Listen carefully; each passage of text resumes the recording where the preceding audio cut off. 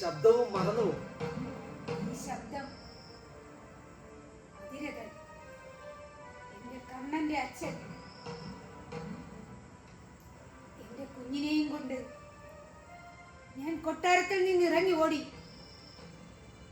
ഇരുണ്ട കാട്ടിലൂടെ, വഴുക്കുന്ന വഴിത്താരയിലൂടെ ഞാൻ നദീതീരത്തെത്തി. എന്റെ കുഞ്ഞിനെ നദിയിലേക്ക് ആഞ്ഞെറിയാൻ ഞാൻ കൊതിച്ചു. നദീതീരത്ത് ഒരു പേടകം കണ്ടു. അതിൽ കിടത്തി എന്റെ കുഞ്ഞിനെ ഞാൻ നദിയിലേക്ക് ഒഴുക്കി വിട്ടു. അതവിടെ ആവർത്തിച്ചു പറഞ്ഞ കഥ എന്നോടും അത് തന്നെ. ഇങ്ങനല്ല വേണ്ടത്. ഇതല്ല കഥാപാത്രങ്ങൾ സംസാരിക്കേണ്ടത്. സോറി, നിങ്ങൾ ഒരു ബ്രേക്ക് എടുത്തോളൂ. നമുക്ക് കുറച്ച് കഴിഞ്ഞ് നോക്കാം.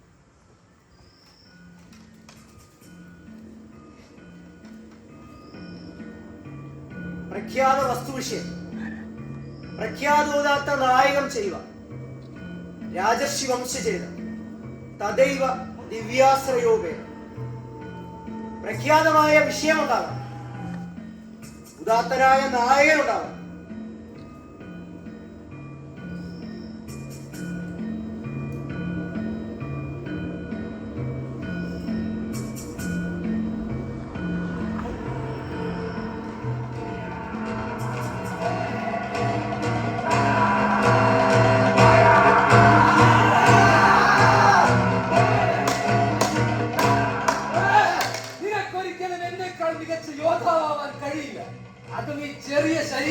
ശരീരം വെച്ചാണോ ഒരു യോദ്ധാവിനെ അളക്കുന്നത്? അങ്ങനെ പഠിപ്പിച്ചത് ഏത് ഗുരുവാണ്?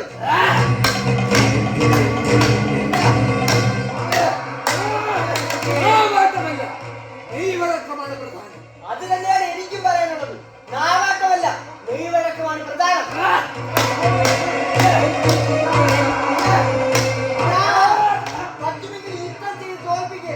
യുദ്ധം ചെയ്ത് തന്നെ തോൽപ്പിക്കാം. അരങ്ങിൽ മരണരംഗം അവതരിപ്പിക്കാൻ പാടുണ്ടോ? ആക്ടേഴ്സ് എന്താ തോന്നുന്നത്? നിങ്ങൾ പൊക്കോളൂ, ഇവിടെ നിൽക്കട്ടെ.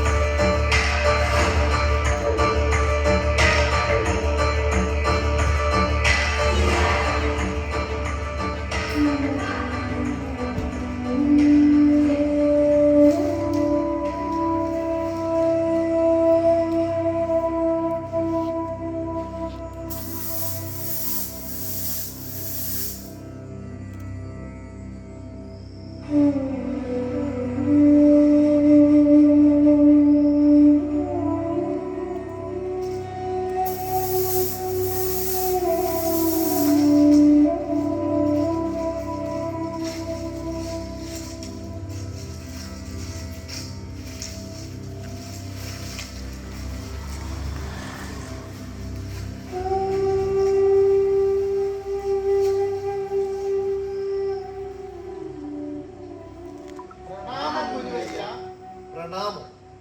നല്ലത് വരട്ടെ. പറയൂ ഋഷിമാരെ, പറയൂ. നാട്യശാസ്ത്രം രചിച്ച അന്ന് മുതൽ നമ്മുടെ മനസ്സിലൂടെ പല പല ചോദ്യങ്ങൾ ഉയർന്നു വരുന്നുണ്ട്. അതിനൊരു ഉത്തരം തേടിയാണ് ഞങ്ങൾ അങ്ങയുടെ മുന്നിലെത്തിയത്. ചോദിക്കൂ, മടിക്കേണ്ട. ഈ നാട്യശാസ്ത്രം എന്ന് പറഞ്ഞാൽ എന്താണ്? അതെങ്ങനെ ഉണ്ടായി? എന്താണ് അതുകൊണ്ട് ഉദ്ദേശിക്കുന്നത്? വളരെ നല്ല ഒരു ചോദ്യമാണ് താങ്കൾ ചോദിച്ചത്.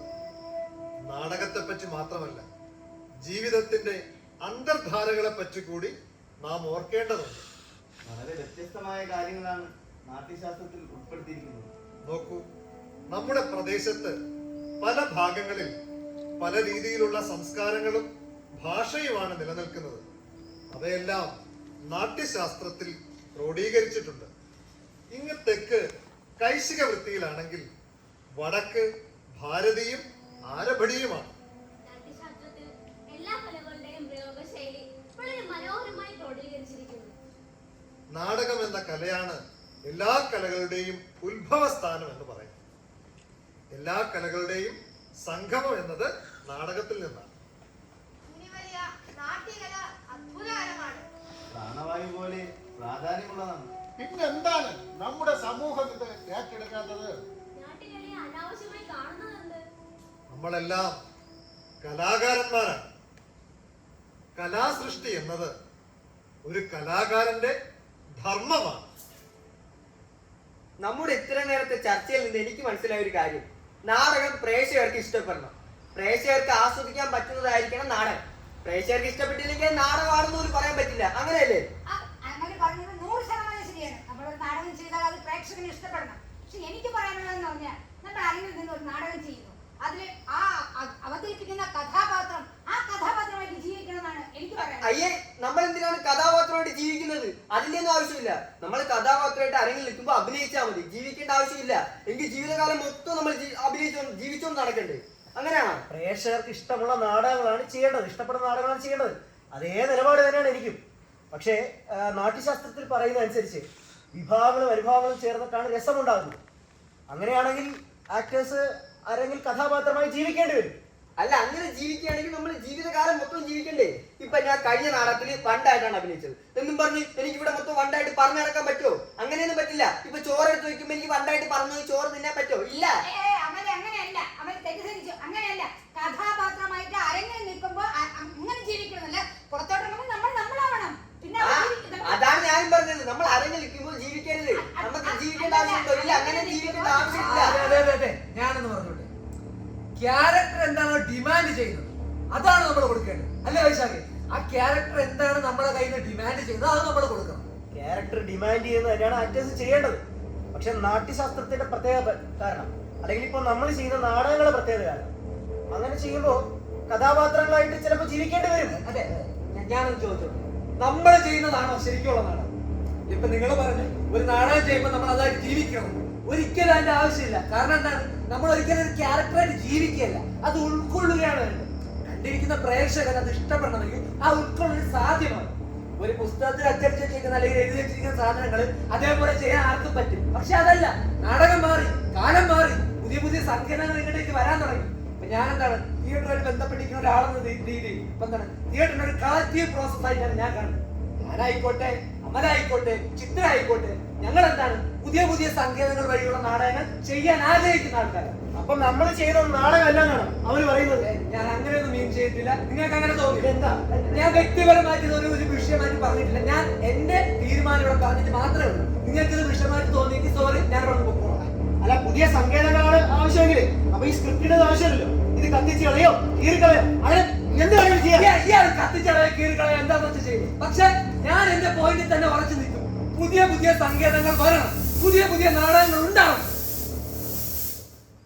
നാടകം എന്നത് വെറും ഒരു കലയല്ല, അതൊരു സമൂഹത്തിന്റെ കണ്ണാടിയാണ്. ജാതി മത ചിന്തകൾക്ക് അതീതമായി മനുഷ്യനെ നന്മയിലേക്ക് നയിക്കുന്നു. ഭൂമിയെ സ്വർഗമാക്കാൻ കഴിയുമെന്ന് ഇതിലൂടെ നമുക്ക് നിസ്സംശയം പറയാം. സംശയമില്ല മനുവരിയ, കലയില്ലാത്ത സമൂഹം മൃതമാണ്. കലയില്ലാത്ത സമൂഹം മൃതമാണ്. കലയില്ലാത്ത സമൂഹം മൃതമാണ്. കലയില്ലാത്ത സമൂഹം മൃതമാണ്. കലയില്ലാത്ത സമൂഹം മൃതമാണ്. കലയില്ലാത്ത സമൂഹം മൃതമാണ്. കലയില്ലാത്ത സമൂഹം മൃതമാണ്. കലയില്ലാത്ത സമൂഹം മൃതമാണ്. നിങ്ങൾ എന്ത് നിയമമാണ് കാണിക്കുന്നത്?